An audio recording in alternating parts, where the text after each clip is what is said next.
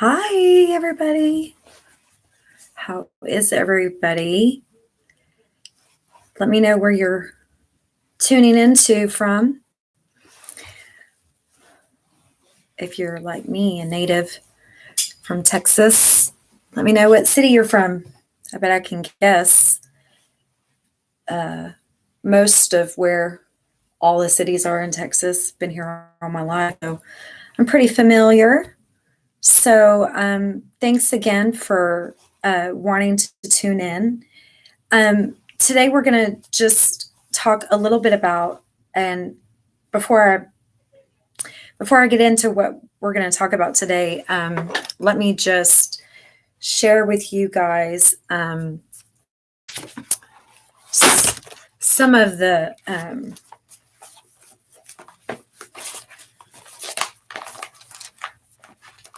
main topics that we'll be discussing. First, it's going to be talking about discovering your awareness, discovering what mental illness you have. When did it start? Was it in your childhood? Was it later in life? You have to have a starting point.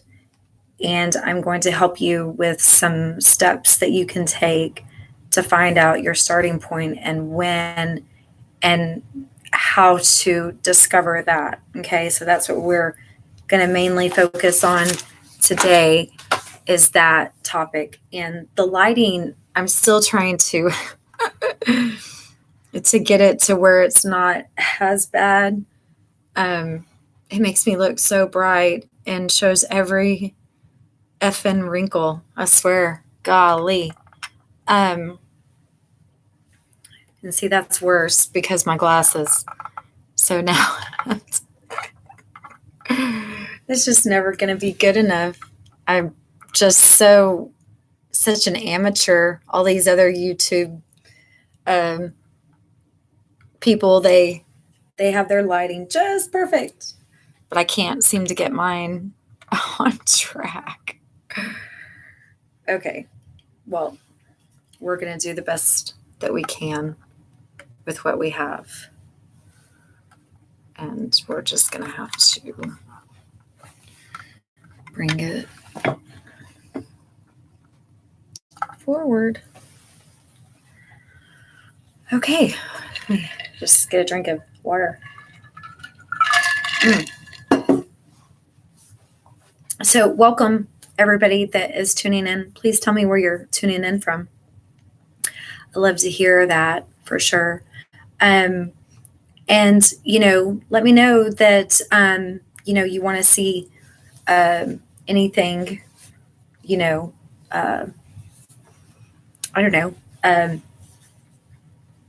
Emmy, if you guys saw the main intro, if you ever guys request to see Emmy, my emotional support animal. She's also registered as a service animal.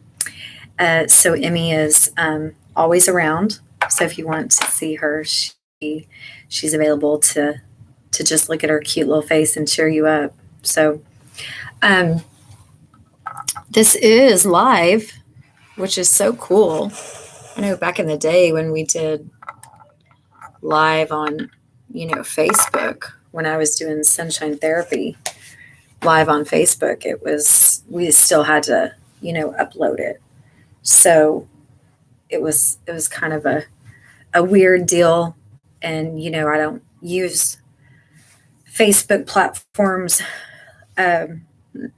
not a lot anymore. I did put a group page on there, but I mainly use Instagram. And then, of course, the YouTube, and then I'm still working on the podcast. And so that way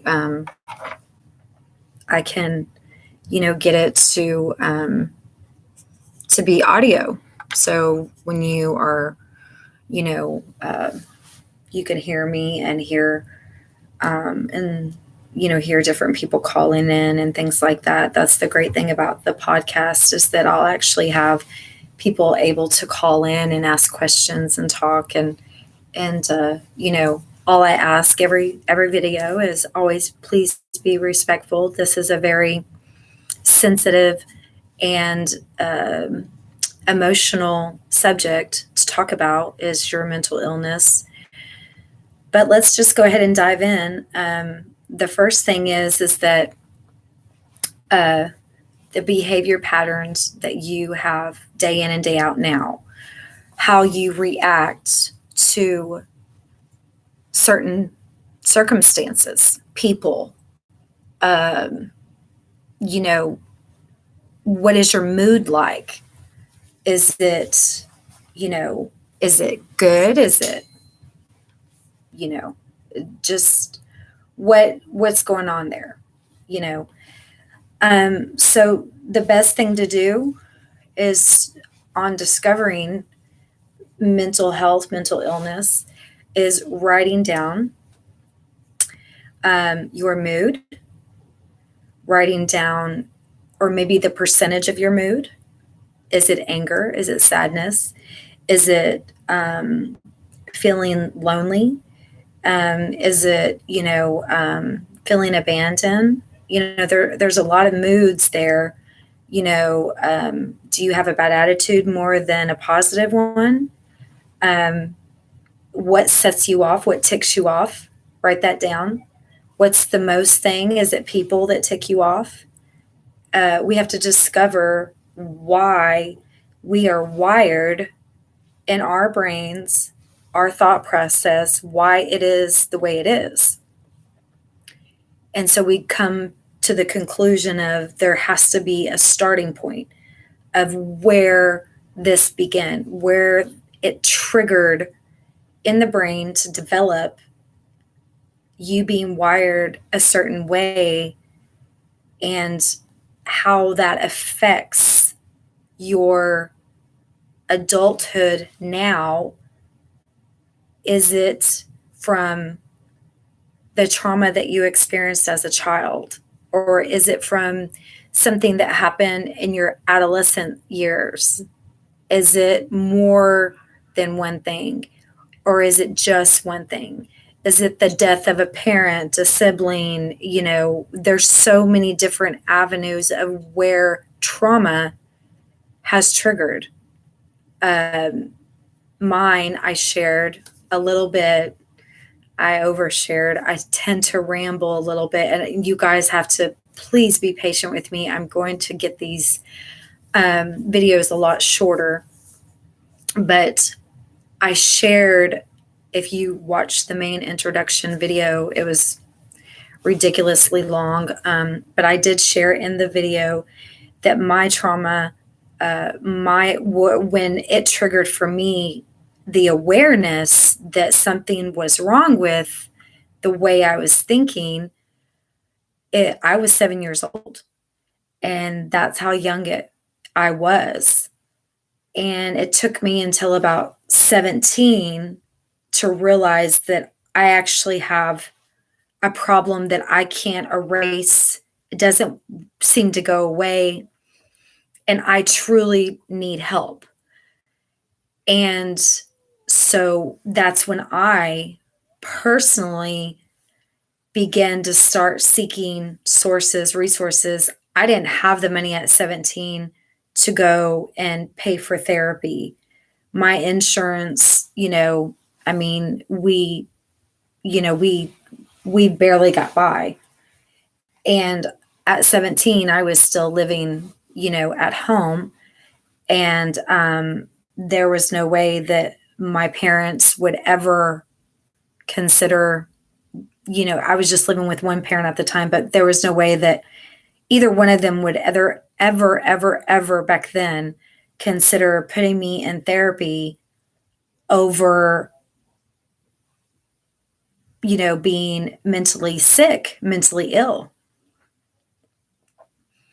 And something that I didn't share with you guys, that I want to share right now, because it's important that you know who I am and what I have overcome, is When I was 17, I was living with one parent, and that parent had 2 jobs, and I was having to do it all in the house, and I was completely overwhelmed with growing up way too fast, taking care of people that should have been taking care of me. Knowing that I didn't get to experience a childhood, I more or less pushed all of my anger and my sadness down so deep. And the only time I let anybody see it, or the only time I would reveal it, was on the courts, because I was a tennis player. And I was a very aggressive tennis player. And that was the anger and the sadness coming out every time I went for the ball, every time I served, every time I wanted to destroy my opponent, so to speak, because I hid this pain inside me very, very well, very, very deep. And I did not want anyone to see the real me, because the real me was hurting inside so much that it got so overwhelming for me, with feeling so neglected, that I had to do something to get their attention. And I'm talking about my parents. And the only thing I knew what to do was to do a crazy, stupid idea. I do not ever recommend doing this, because it is not something you want to do to get somebody's attention.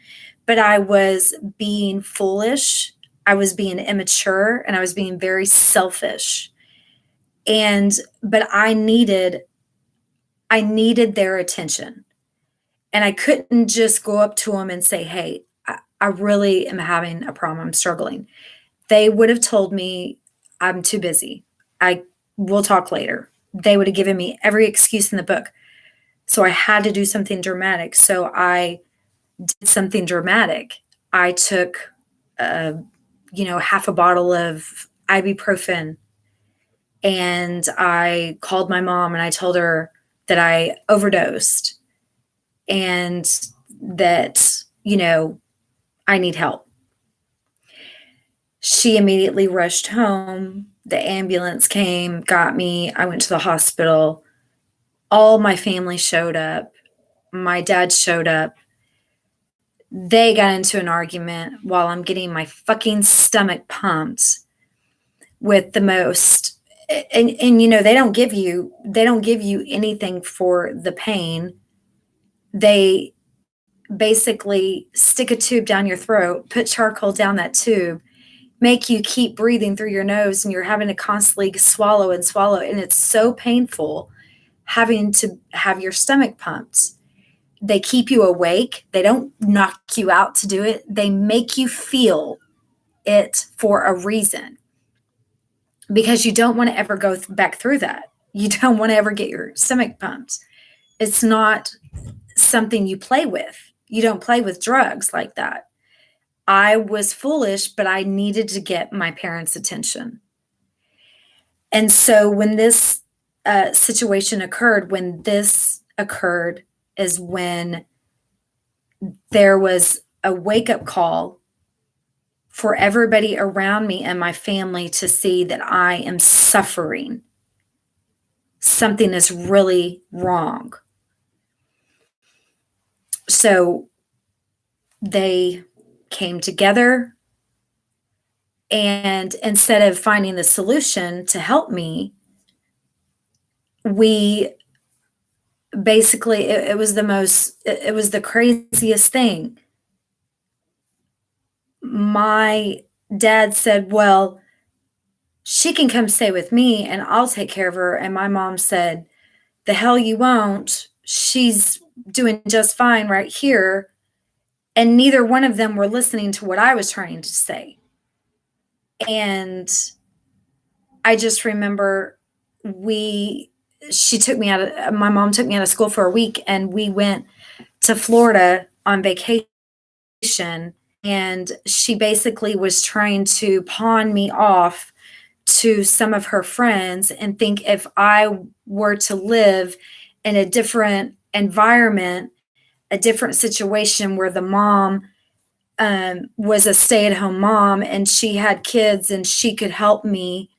And she basically was telling me, hey, this could be an option for you.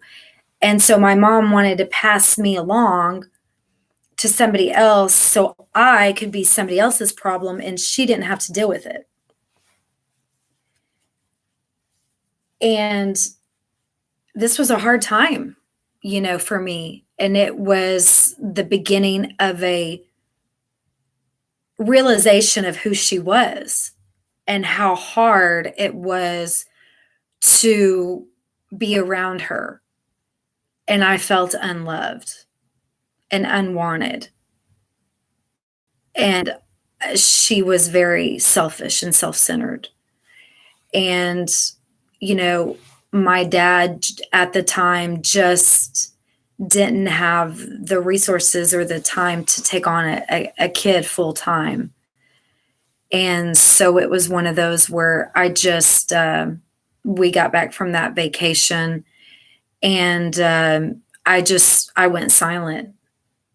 I went silent. And then my teachers were concerned. And then they called my mom. And after that,